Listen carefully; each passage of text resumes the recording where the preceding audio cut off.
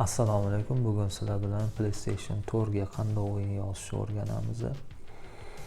Hop, birinchi bo'lib fleshkamizni yoki jo'stki diskimizni formatini to'g'irlab olamiz.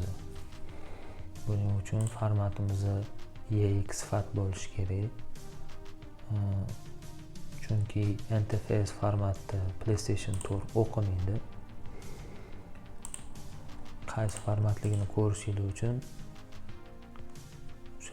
jo'stki disklarni yo fleshkalarni svойствоdan tekshirasizlar. EXFAT manda turibdi.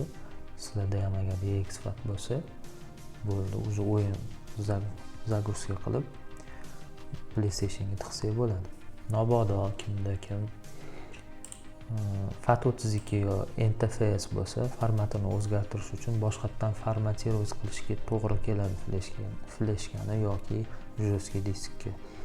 Ichida kerakli narsalar bo'lsa, olib qolib, keyin formatini o'zgartirsanglar bo'ladi. Buning uchun formatirovatni bosib, fayloviy sistemada EXFAT tanlash kerak bo'ladi. Начать bosasizlar, formatirovat bo'ladi, EXFAT ga o'tadi. Mabodo sizlarda NTFS bo'lsa, EXFAT tanlaysizlar, начать bosasizlar, formatirovat qilib EXFAT ga o'tkazadi. Xo'sh, уже fleshkamiz tayyor. Endi o'yin hozir yuklayman va ko'rsataman.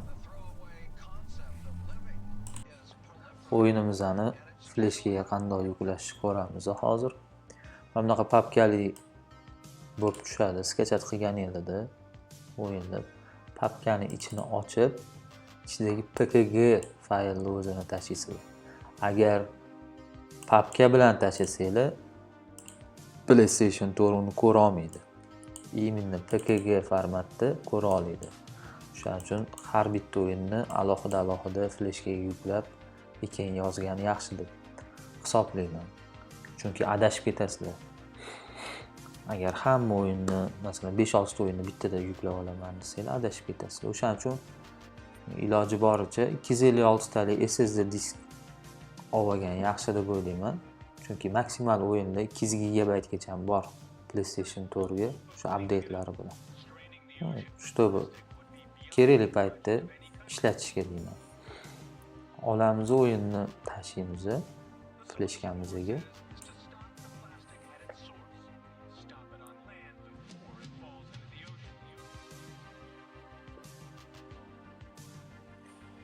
O'yinimizni yuklab olganimizdan keyin fleshkamizni chiqarib olamiz.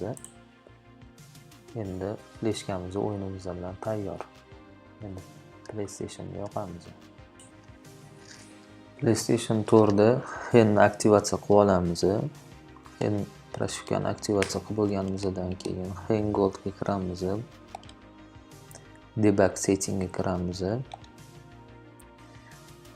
Package installer ga kiramiz. Fleshkamizni ichidagi mana boya skachat qilgan, kopirovat qilgan o'yinimizni to'g'rirog'i bu yerda ikkitalik qilib ko'rsatadi. Ustanovka X knopkani bosamiz. Ustanovka boshlandi.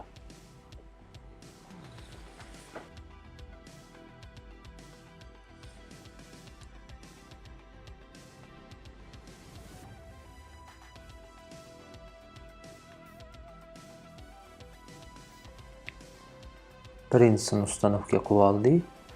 Endi ikkinchisini ustanovka qilamiz. Bu o'zi ikkalasi ham bitta o'yin. Просто update fix.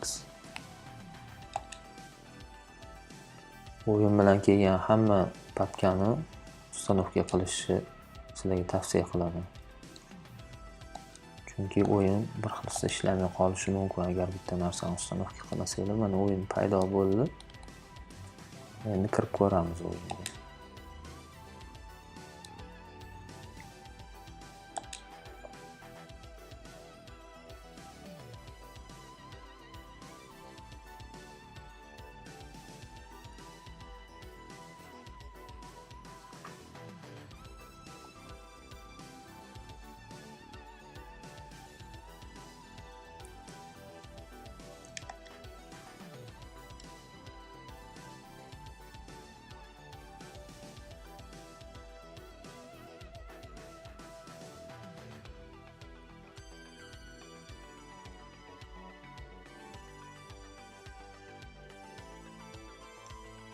Mana ko'rib turganinglardek o'yinga kirdi.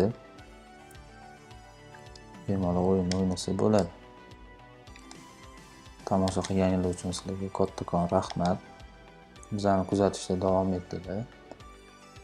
Xudo xolasa qo'ldan kelganicha yaxshi videolarni qo'yib boramiz. Sog' bo'linglar, salomat bo'linglar. Tushunmaganinglarni kommentariyada yozinglar.